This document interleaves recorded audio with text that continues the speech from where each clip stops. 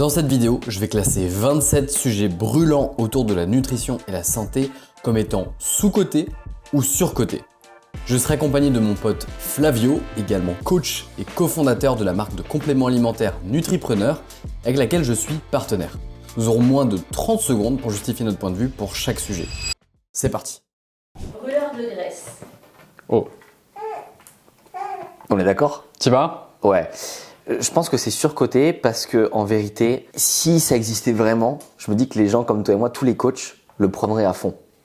Donc je me dis si ça fonctionnait, si les gens étaient juste un petit peu rationnels sur ça, ben on l'aurait tous recommandé. C'est tout. Ouais, je suis d'accord avec toi. Je pense que c'est un truc sur lequel les gens mettent beaucoup d'attente. Il y a ce fantasme de la pilule magique qui va me faire brûler des graisses. Et en fait, même le pire cocktail brûleur de graisse excitant au monde, qui est un mélange genre d'éphédrine et de caféine. L'éphédrine, c'est illégal. Ça a augmenté ton métabolisme de genre 5%, je crois, sur la journée. Et imagine les palpitations d'un tel cocktail, oui. quoi. Donc, ouais, surcoté. Ben voilà, on est d'accord. Là, on est d'accord. Les aliments bio. Ouf. T'as acheté ça qu'on serait pas d'accord. Sous-coté pour plusieurs choses, la teneur en nutriments, le fait qu'il y ait moins de pollution des sols. Je te rejoins juste sur quelque chose, il faut faire attention au bio quand c'est bio espagnol ou quand tu vois le champ A il est bio et le champ B il est pas bio, ben, les pesticides bougent. Donc en fait je dirais bio français sous-coté, bio international sur-coté. Ok, intéressant. Moi, je trouve ça surcoté. Je pense vraiment que le bio, c'est la meilleure méthode. Ça devrait être la norme en termes d'agriculture pour l'environnement. Je pense juste que pour la santé, c'est surcoté, que les gens se font une attente de « il faut absolument manger bio pour être en bonne santé ». Je pense que c'est pas vrai. Et beaucoup d'études, en l'occurrence, montrent que les avantages à consommer bio sont pas non plus incroyables au niveau de la santé, autrement que juste avoir des bonnes habitudes alimentaires. L'IMC. Oh.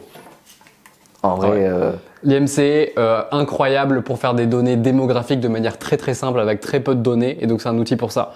Mais je pense qu'on en a fait tellement un genre de métrique Dieu dans la médecine qu'on en oublie la santé individuelle et qu'on arrive sur des diagnostics qui n'ont aucun sens, quoi. voilà, et je rajouterais juste qu'en plus quand tu fais de la muscu, l'IMC n'a aucun sens. Parce que comme ça prend pas en compte la masse musculaire, t'es vite en situation d'obésité en fait. Mais le pire, c'est pas ça, le pire c'est dans l'autre sens. C'est les gens qui sont extrêmement sédentaires et la moyenne des gens ont très peu de masse musculaire. Et donc le pire, c'est pas les faux positifs, c'est les faux négatifs. C'est ceux qui sont diagnostiqués avec un IMC sain alors qu'ils sont en surpoids, voire en obésité, parce que justement manque de masse musculaire. Bien vu, je l'ai pas vu comme ça aussi. Oh, ce regard, oh, ce regard en mode hey. Le régime cétogène. Oh. Mais tellement surcoté. En fait, je comprends pas quand tu fais un régime pour perdre du poids ou quoi, que tu te dises tiens, je peux pas le tenir à vie. Donc pour moi déjà, si tu peux pas tenir ce régime à vie, c'est mort. Et en plus, le cétogène, il est tellement contraignant. À part si tu as une vraie intolérance au glucose, mec, cétogène, tu as la prise de tête. Et tous les gens que je connais qui sont keto, ils ont des keto friends. Ils sortent qu'entre potes keto. Parce qu'en fait, non mais si tu es cétogène et que t'as pas de potes keto, mec, la vie est dure. Je suis d'accord, super sexy sur papier. Je parle en connaissance de cause, je l'ai déjà essayé plusieurs fois pour des expériences personnelles. Juste intenable socialement. Pour moi, le critère numéro 1, c'est l'adhésion. Et le régime cétogène, il ne rencontre pas ce critère-là. Puis en plus, moi je suis italien. Donc, Aussi. Les édulcorants. Oh. alors, Non. Attends, donc si tu mets sous-côté, je dois mettre sur-côté. Il y a des études qui disent tout. Par exemple, là, tu vois, ça fait 60 ans que les études elles disaient que les œufs c'était pas bon et c'est enfin en train de changer. Et je me dis, on a quand même pas assez de recul sur beaucoup d'années et en termes de métabolisme, de problèmes que ça peut faire surtout chez les enfants, je pense qu'il faut se méfier. L'avantage du sucre, je trouve, c'est qu'on connaît les effets. Tu sais ce qui se passe, quoi. Diabète, dents jaunes, tu vois, on y va. Alors qu'édulcorant, il y a toujours ce truc de... Moi, je pense que les gens ont tendance à voir les édulcorants comme quelque chose de trop beau pour être vrai, en fait. Le goût sucré, sans aucune calorie, ça paraît un petit peu trop beau. Je comprends d'où vient la peur, surtout qu'il y a tout un historique sur comment ont été approuvés les premiers édulcorants, où ça a été un peu précipité, et du coup, l'opinion publique a un peu divergé par rapport à ça. Mais moi, j'ai vraiment en tête, il y a une expression anglaise qui dit « shoot the alligator closest to the boat ». Donc c'est vraiment genre, t'es sur un bateau entouré d'alligators, tu vas vraiment toujours tirer sur celui qui est le plus proche de ton bateau. Et Et je pense que faire la guerre aux édulcorants, alors que c'est vraiment un outil qui permet à des diabétiques d'avoir le goût sucré en fait, qui permet à des personnes qui ont vraiment une appétence pour le sucre à pouvoir manger sucré tout en perdant du poids, c'est un outil et surtout que les données nous montrent que à des dosages humains raisonnables, on n'a absolument aucun problème. Donc pour moi c'est ce côté. Ouais. Comme le sucre au final pour les dosages. Mais je suis d'accord, quand tu passes d'un coca à un coca zéro, pour moi c'est une victoire. Mais pour moi, le Coca Zéro doit pas être la norme, quoi. Ça doit rester l'eau. Oui, mais encore une fois, parfois juste passer sur du soda zéro, cette simple modification peut sauver des vies. Et je trouve que faire la guerre aux édulcorants, alors que ça peut, encore une fois, en termes de métriques pures, juste sauver des gens, je trouve que c'est se tromper de combat en fait.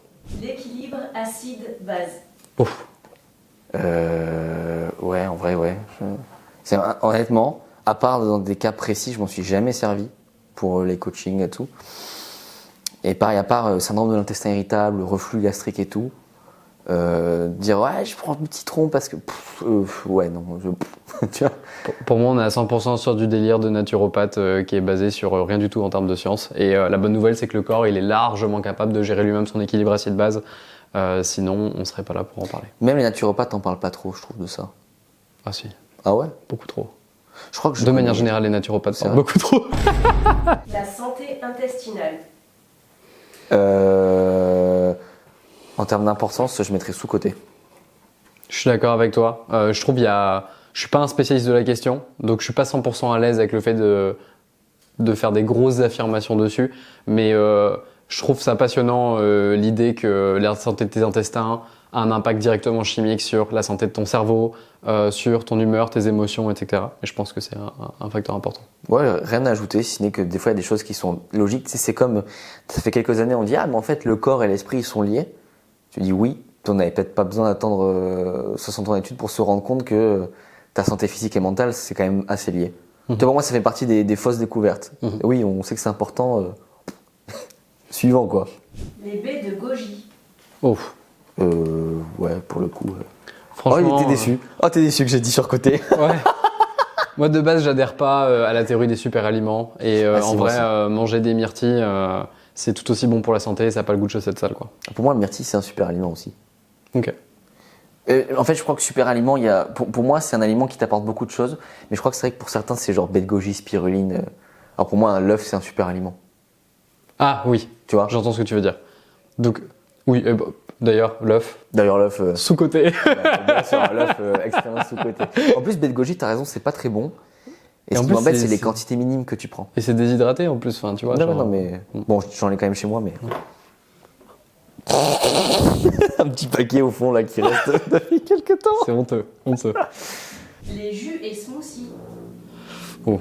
Y a pas. Ouais. Attends. S'ils sont maison, s'ils sont industriels. Qu'est-ce qu'on pense ça? Je trouve que c'est une bonne façon d'avoir des vitamines. Mais là, je te parle d'une extraction lente à froid. Par contre, tout ce qui est jus vendu, par définition, ça ne marche pas. C'est oxydé. Et même s'il y a de la vitamine C, la question c'est 1, est-ce qu'elle est toujours là? Et 2, est-ce qu'elle va être assimilée? Donc c'est pour ça qu'à part quand je me les fais maison, j'en prends jamais. Moi, je trouve que c'est un bon kiff que tu peux te faire chez toi, occasionnel. Mais en faire un truc quotidien, je trouve que juste manger ses fruits, parfois par exemple pour quelqu'un qui veut perdre du poids, c'est un des trucs les plus simples que tu peux implémenter. Manger les fruits que tu buvais jusqu'à maintenant pour la satiété, pour tout ça. Glucose Goddess. Tu connais? Je l'ai mis aussi. Ok, c'est vrai? Non, en fait pour moi, c'est intéressant la glycémie, mais on va pas se sauver à coup de vinaigre de cidre. Non, mais déjà, rien que pour l'émail des dents, enfin, tu vois, pour la santé intestinale, c'est pas une bonne chose. Et 2, en fait, je ne connais personne. Enfin, tu vois, j'ai eu plusieurs clientes qui avaient suivi ça. Mais elles disent, en fait, ça marche pas. Puis t'es un psychopathe, tu fais une salade, puis tu mets la salade, puis les poulets. En fait, ce qui est bon dans une salade de pâtes, c'est de manger tout d'un coup, tu vois. C'est pas d'avoir la burrata, puis les champignons. Puis généralement, c'est pas de la burrata, c'est plutôt des endives, du chou et de l'eau, tu vois. Donc non, mais c'est intéressant la réflexion sur la glycémie, mais peut-être pas de là en faire une méthode, quoi. Je suis d'accord dans le sens où il y a j'ai une grosse admiration pour ce qu'elle a fait d'un point de vue purement visuel et marketing et sur Ouais, la vulgarisation ah, des pics glycémiques, etc. Je pense qu'il y a un énorme raccourci. Ça reste très mécaniste et il y a un énorme raccourci qui est fait entre les diabétiques ne doivent pas avoir de pic de glycémie. Quand tu manges ça, t'as des pics de glycémie. Donc, il faut pas, alors que si t'es un individu sain, en fait, juste, on s'en fout. Et je trouve ça fou que les gens fassent la guerre, par exemple, au comptage de calories par rapport au TCA et se posent pas des questions sur quelqu'un qui leur demande de prendre un shot de vinaigre de cidre et de manger des aliments dans un certain ordre à chaque repas. Pour moi, c'est plus ça ou pour moi, elle apporte plus de mal que de bien, quoi. De toute façon, quand t'es sain et que t'as un bon ratio muscle-gras et que tu dors bien, normalement, la glycémie n'est pas trop un souci. Je suis totalement. Magnifique. Le régime paléo. J'ai vraiment besoin de détailler. Écoute, moi, je l'ai suivi pendant 4 ans. What? Ah ouais, je te jure. Je te 4 jure. ans? Je l'ai suivi pendant 4 ans. Avec très très peu d'écart, vraiment très strict. Je pense que de tous les régimes à la mode, c'est probablement le plus sain pour la santé, celui qui va apporter le plus de choses, même si les gros adeptes ont tendance, je pense, à manger un peu trop, compter un peu trop sur la viande rouge ou ce genre de choses dans certains cas. Mais c'est juste que je pense que c'est un extrême qui est pas nécessaire. Ouais, tu vois, je pensais que tu m'aurais. Pour moi, c'est le régime méditerranéen qui est le plus popé partout dans les médias. Mais je suis d'accord avec toi, un extrême qui est pas nécessaire et encore une fois contraignant. Le chocolat. Oh. Oh bah alors là. Mais je pense qu'on répond pas pour la même raison. Moi, je pense que le chocolat a ce truc incroyable qu'on l'associe tellement au goût sucré qu'un chocolat très noir qui a quasiment pas de sucre va quand même te rassasier dans ta fringale sucrée. Sans forcément appeler à en prendre beaucoup plus, en plus d'avoir énormément de vertus au niveau nutritionnel qui sont super intéressantes. Et donc je pense qu'on fait la guerre au chocolat comme étant un bonbon en fait, une sucrerie, alors qu'en fait c'est potentiellement beaucoup plus. Et après, bon, moi j'avais fait toute une vidéo sur le cacao, le chocolat au Mexique et la signification spirituelle derrière ces choses-là et tout. Je trouve ça passionnant, donc moi je trouve ça complètement sous-coté. Je suis d'accord avec toi, cacao. D'ailleurs, les fèves et le cacao en poudre aussi, je trouve que c'est sous-coté. Par contre, moi, je conseille plutôt, tu vois, le chocolat à partir de 85. Okay. Pour qu'il soit vraiment noir. Et petit tips pour changer ton goût, parce que des fois, tu sais, c'est trop sucré. Et je dis goûte le 99, puis goûte le 85 et tu verras, en fait, ça te semblera sucré puisque le cerveau fonctionne par comparaison. De ouf. Et d'ailleurs, je trouve que pour ceux qui veulent lentement, on va dire, prendre des aliments de moins en moins sucrés, je trouve que augmenter petit à petit son pourcentage de chocolat que tu prends, ça passe très bien. Ah ouais. Tu t'y habitues et ça te resensibilise ton palais, c'est une bonne expérience. La vitamine D. Oh. Attends. Je trouve que c'est peut-être, avec le magnésium, un des compléments les plus sous-cotés. Et surtout, tu sais, on l'associe trop au soleil. Déjà, il y a plusieurs choses. Le soleil, c'est pas que ça. Et surtout, les gens pensent que comme il fait beau, tu as de la vitamine D, mais c'est pas parce qu'il fait beau qu'on est plus dehors. Donc, pour moi, le seul cas de figure où on se supplémente pas en vitamine D, c'est quand tu es en vacances, genre dans le sud de l'Espagne. Mais sinon. Ou que tu as un lifestyle où, effectivement, dans un endroit où il y a un climat, où tu as un indice UV qui est, voilà, et que tu as vraiment une parfaite exposition naturelle. En Thaïlande, tu vois. Mais dans la société moderne, juste, ça n'arrive pas. Et je suis d'accord avec toi et je mettrais. Pour moi, c'est probablement le micronutriment et le complément le plus sous-coté qui soit. Et je pense que tout le monde devrait se supplémenter en vitamine D d'une manière ou d'une autre. Surtout en Europe. Et je trouve aussi que c'est vraiment un complément où les effets, tu les constates consciemment, vraiment et assez rapidement, quoi. Carrément. La perte du poids rapide. Oh. Oui, pardon, je sais pas pourquoi je réfléchis. Sous-côté. Non, c'est parce que il y a quelque chose que j'aime bien, c'est de, tu sais, mettre au début, quand on a plus de 20 kilos à perdre, généralement les 5 premiers, c'est assez rapide et ça motive les gens. Par contre, le fait de dire, ah, let's go, on perd 20 kilos en 3 mois, non. Mais sur une perte de poids de plus de 15 kilos, mettre un petit coup de boost au début pour motiver, c'est pas mal. Je suis d'accord. Je trouve que les gens, ils associent la perte de poids rapide à on va forcément faire l'effet yo-yo derrière, on va forcément, etc. Évidemment, jusqu'à une certaine ampleur. Je pense pas que ce soit le fait que la perte de poids soit rapide qui entraîne ça. C'est plutôt la méthode avec laquelle tu as essayé de faire une perte de poids rapide. Mais je pense que le fait d'y aller vite est assez essentiel pour pouvoir garder une certaine motivation et surtout constater que ce que tu fais fonctionne. Je pense que c'est important pour l'adhésion aussi de voir des résultats concrets, quoi. Boire 2 litres d'eau par jour. Je t'écoute. Je trouve que le fait je suis pas fan de donner une quantité, de dire aux gens tu devrais boire autant. Je pense que c'est simplement le réflexe de tu devrais toujours avoir une source d'eau à côté de toi, pas loin, et penser à t'hydrater. Mais je pense que mettre vraiment une quantité stricte, alors que ça va varier en fonction des activités, des gabarits, etc., c'est en faire un peu trop. Oui, c'est dur de te contredire sur ça. Pourquoi j'ai mis sous-côté? Parce que j'ai quand même l'impression que les gens boivent trop peu. Et c'est en ça où je trouve vraiment bien de pousser les 2 litres. Mais maintenant, même tu l'as dit, des fois, je sais pas, moi je suis à 3 par jour. Normal, tu as fait une séance de cardio, etc. Mais je constate quand même que les gens boivent très peu. L'abstinence d'alcool.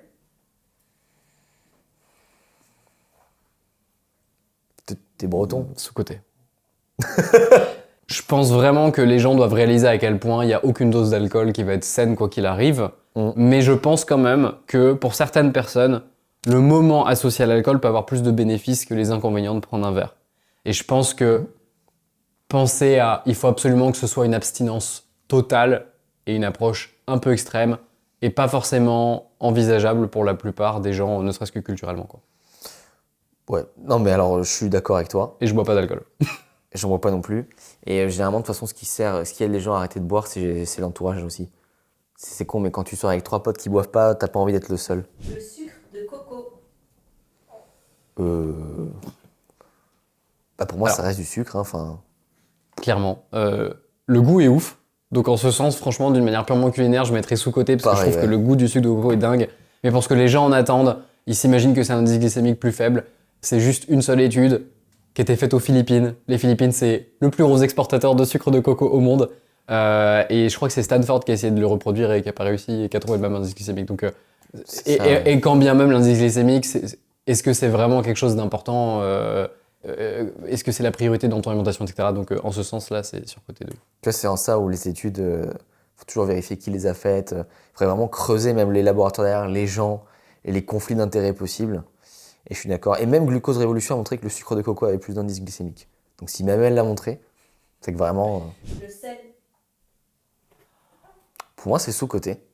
Parce que en fait, quand tu manges bien, donc pas industriel, t'as pas de sel. Et les gens ont associé le sel à des problèmes d'artères, problèmes de circulation sanguine. Mais le gros sel iodé, c'est un minéral qui est hyper important. Le sodium, c'est un des 4 électrolytes. Pour moi, le sel est hyper important. Et quand tu fais du sport et que tu manges bien, tu peux saler à ta guise en vrai. Généralement, tu manges même pas plus de 5 grammes par jour, même en salant à ta guise. Sodium, magnésium, potassium et calcium. Calcium. C'est ça, ouais. Je suis complètement d'accord avec toi. On parlait d'eau tout à l'heure. En termes d'hydratation, c'est pas que l'eau, c'est aussi comment tu fixes l'eau, les électrolytes, etc. Et je pense qu'à partir du moment où on mange un minimum sainement, sauf dans certains cas de santé individuels, il n'y a pas de sens de vouloir absolument limiter le sel. Et même un apport en sel, ça peut être un bon moyen d'avoir effectivement un apport en iode supplémentaire, privilégier du sel iodé. Ça fait partie des petites choses du quotidien qui peuvent faire une vraie différence pour la santé. Ouais. Et au passage, aussi en termes de plaisir, parce que tu en parles beaucoup, franchement, rajouter un peu de sel sur une viande, des pommes de terre, Clairement, incroyable. clairement. Coucou toi. Les oméga 3. Vas-y. Le micronutriment lui-même, totalement sous-coté. Ah, Le complément, je trouve ça surcoté dans le sens où c'est super dur d'avoir des oméga 3 de très bonne qualité. Il y en a, mais ça reste super dur. C'est pas la majorité de ce qu'on trouve sur le marché. Et de manière générale, ça revient juste moins cher de manger très régulièrement du poisson gras. Même si, pour ceux qui n'aiment pas ça, ou qui n'arrivent pas à l'implémenter de manière régulière, ça peut être un bon raccourci si tu as un très bon complément d'oméga 3. Mais je pense que de manière générale, les gens font des caisses sur les compléments d'oméga 3. On peut très bien s'en sortir sans.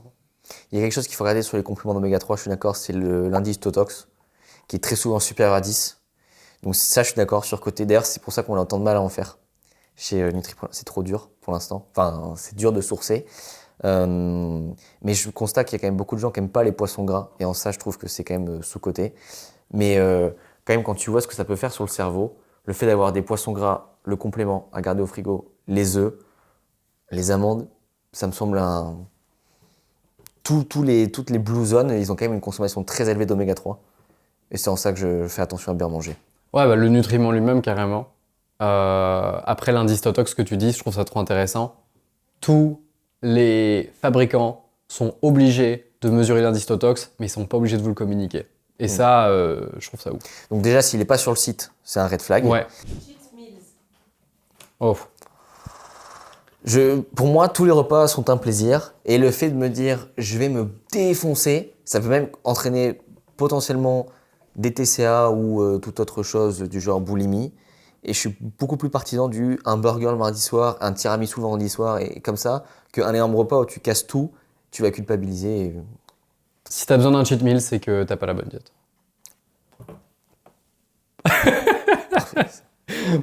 Diète détox. Franchement, j'ai rien à dire. Non, je vais y aller. Surcoté dans le sens où je vois pas l'intérêt et que si tu veux détoxifier tes organes, notamment le foie, autant faire un sauna, ajouter des choses comme romarin, fenouil en plus, mais pas tout changer pour ça. Et quitte à aller faire jusqu'à un jeûne de 3-4 jours. Moi, je trouve, à l'inverse des cheat meals, si t'as besoin de régime détox, c'est qu'il y a des problèmes dans ta diète au quotidien. Et dès que tu commences à avoir des bonnes habitudes, ton corps est parfaitement capable de se nettoyer de lui-même. Je pense que le corps humain est très résilient et est capable, comme un grand, de se réparer tout seul, quoi. Les protéines en poudre.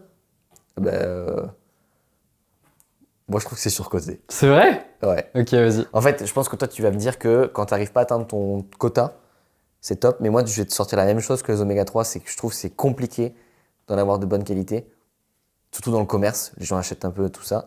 Et donc, une fois qu'on a fait ça, l'autre côté, c'est que très souvent, si cette qualité, c'est pas hyper bon, ou en vrai, à part si t'es trop lourd et que t'as du mal à avoir tes protéines, vaudrait mieux manger de la viande ou du poisson. Ok. Moi, je pense que c'est... On a un invité sur le show. Je pense que c'est sous-coté dans la mesure où les gens en font tout un pataquès de comme quoi c'est transformé, etc. C'est pas plus transformé que ton fromage. Je trouve que les protéines en poudre sont aux protéines, ce que l'huile est à la graisse et ce que les fruits secs sont aux glucides ou le sucre aux glucides. C'est juste un macronutriment isolé qui peut être pratique. Je pense effectivement que le côté prendre des shakes de protéines peut être surcoté. Mais moi, je trouve que cuisiner avec des protéines en poudre, ça peut permettre justement d'enrichir en protéines des desserts, par exemple, pour ceux qui ont une appétence pour le sucré, etc. Et pour l'adhésion, tout en ayant une bonne satiété, etc., c'est juste incroyable. Donc, sous-côté. Bah ouais, mais quand tu cuis la whey, elle se dénature vachement. Dans ce cas, tu prends de la caséine. Ouais, mais est-ce qu'elle est absorbée derrière? Donc tu vois, il y a le chiffre, oui, le pancake, il est protéiné, mais la question, c'est est-ce que ton corps arrive à l'absorber? Bien sûr. La Bien caséine? Bah, quand tu fais fondre ton fromage, t'arrives à l'absorber. J'en sais rien. Qui fait fondre son fromage? Bah les mecs qui font des raclettes. Oui. Toute la France. Toute la France. Toute la France fait fondre son Je sais fromage. pas, personne mange que du parmesan comme moi? Non. Parmesan, et on y va quoi. Mais quand tu mets sur tes pâtes chaudes, ils font ton parmesan. Moi je suis un fou, à part. C'est pas ça. Je le mets dans la... Dans ma main comme ça et je... Bon argument, le fromage fondu, j'y ai pas pensé. Ouais. Je change d'avis. J'ai plus d'un ton dans mon sac. Les compléments. Ah bah, désolé, conflit d'intérêt. Mais tu sais, mytho. Attends. Non mais attends. Attends, là je mets sur côté parce que je pense qu'il faut pas oublier que les compléments alimentaires, on est quand même en haut de la pyramide dans ce qu'on peut optimiser dans une hygiène de vie, etc. Je pense que beaucoup de gens attendent beaucoup trop des compléments alimentaires sans faire les changements nécessaires dans leur hygiène de vie. Et que beaucoup trop de gens qui ont ensuite fait les changements nécessaires dans leur hygiène de vie se rendent pas compte à quel point les compléments alimentaires, ça peut être un game changer et ça peut vraiment faire une grosse différence. Donc je pense vraiment un peu des deux parce que ouais, les deux coexistent quoi.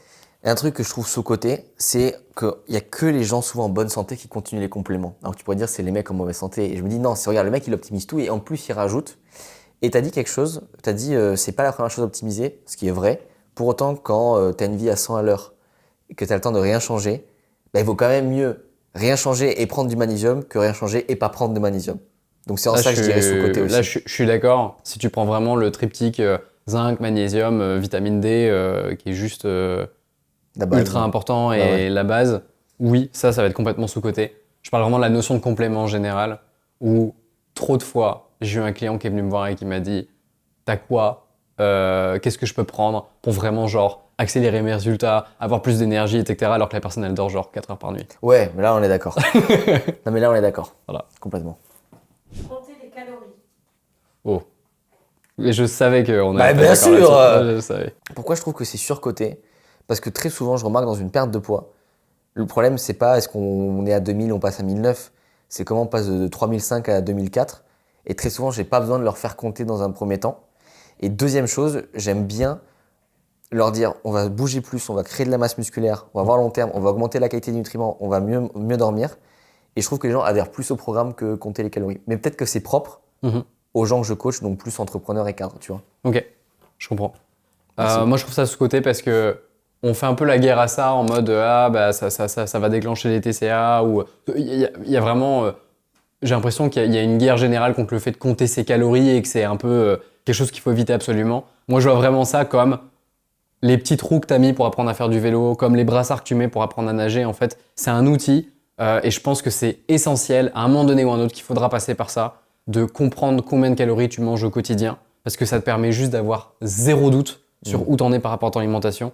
Et je pense qu'il y a trop de personnes qui se pensent être des exceptions à la règle qui peuvent pas perdre de poids et qui sont juste pas conscientes que leur métabolisme de base est de genre 1400 calories, elles sont sédentaires et en fait c'est pour ça qu'elles perdent pas de poids quoi. La pesée quotidienne. Oui. Beaucoup de gens veulent fuir ça en mode ah bah non je veux pas peser tous les jours, je veux pas me peser tous les jours. Sauf que la pesée individuelle on s'en fout, mais la pesée quotidienne permet justement d'avoir une courbe claire et d'avoir une certitude sur est-ce que je vais dans la bonne direction ou pas. J'ai rien à dire de plus. L'homéopathie. En fait, je m'y connais pas assez. Vraiment? En fait, non, mais je vais dire quelque chose, parce que c'est médicamenteux, donc je sais pas ce que... C'est juste que j'ai toujours fait ça, jusqu'à comprendre à 18 ans ce que c'était l'homéopathie, et ça m'a toujours énormément aidé. Acné, sommeil, reflux gastrique. Donc, placebo, il y en a peut-être sûrement beaucoup, mais tu vois, moi, un truc qui m'a trigger, putain, ils vont me prendre pour un complotiste, c'est quand ça a été arrêté d'être remboursé. Je peux pas m'empêcher de me dire c'est normal, ça soigne trop les gens. Ah ouais, tu vas loin. Ben, tu vois, quand un truc qui s'appelle Nux vomica, quand t'as mal au ventre, à chaque fois je prends ça, mec. Et peut-être que c'est un giga placebo, et je suis dans le faux. C'est pour ça que je veux pas trop m'exprimer parce que je connais pas. Juste, moi, ça m'a accompagné longtemps, et bons effets. Moi, je suis pas contre l'homéopathie, mais juste à un moment donné, pour moi, l'homéopathie, c'est comment est-ce qu'on... L'effet placebo est tellement puissant, comment est-ce qu'on peut le monétiser? On a créé l'homéopathie. Oui, ça a des effets, et je pense qu'il y a plein de success stories sur l'homéopathie et que ça a fonctionné pour des gens. Tout comme l'effet placebo sur plein d'expériences d'ailleurs, mais ça reste un effet placebo, quoi. Tu sais que pour qu'un médicament ou quelconque chose soit sur le marché, elle doit battre l'effet placebo. Non. Bah si. Non, pas pour l'homéopathie. Il y a un texte Non, pour de les loi. médicaments. Non, mais la loi qui fait que l'homéopathie a le droit d'être vendue aujourd'hui, c'est genre autorisation pour respect de la tradition, quelque chose comme ça. C'est lunaire. Je savais pas. C'est lunaire. Le cardio. Ah. Oh. Je vais mettre un contexte. Le cardio est surcoté dans le sens où beaucoup trop de gens font du cardio par contrainte dans un objectif de perte de poids. Et que je pense que c'est la pire manière du monde de perdre du poids. C'est juste le meilleur moyen de avoir un ratio, on va dire, effort-résultat qui est juste complètement ingrat. Ok, moi je le voyais plus sur l'aspect santé, ou bosser son cardio, pour la santé cardiovasculaire, et pour même le plaisir de la vie, c'est-à-dire pas être essoufflé tous les 4 matins, c'est top. Maintenant, c'est vrai que dans une perte de poids, c'est pas... En fait, moi je suis un mec qui fait que de la muscu, j'ai découvert le cardio il y a genre 6 mois, j'adore ça. Et je trouve d'ailleurs, après une séance cardio, on se sent plus frais, moins fatigué. Tu sais, la muscu, c'est quand même très nerveux, ça tape. C'est-à-dire que le matin, quand tu fais muscu à 9h, je comprends qu'à 10h, t'es... Et tu vois, je fais de la boxe, donc c'est très cardio. Et j'avais dit au gars, j'aimerais bien le faire l'après-midi, par peur d'être fatigué. On a fait une séance ce matin, je fais en fait, c'est l'inverse. Ça me donne une patate. Je dis pas que c'est pas bien, je dis juste que je pense vraiment surcoté au sens littéral de surcoté, dans le sens où beaucoup trop de gens utilisent le cardio, pour eux, c'est genre le premier effort physique qu'ils vont aller faire, alors que je pense que c'est vraiment pas la première chose à mettre en place pour améliorer ta santé. Et je pense que le renforcement musculaire devrait être prioritaire par rapport au cardio dans la plupart des cas. Ouais. Bien, bah merci d'être venu Flavio. Bah, merci à toi C'était pour l'invitation. un gros kiff. Je vous encourage à aller voir les produits Nutripreneur. Moins 10% avec le code Clément. Je vous mets le lien en dessous de la description. Et à une prochaine sur la chaîne, j'espère.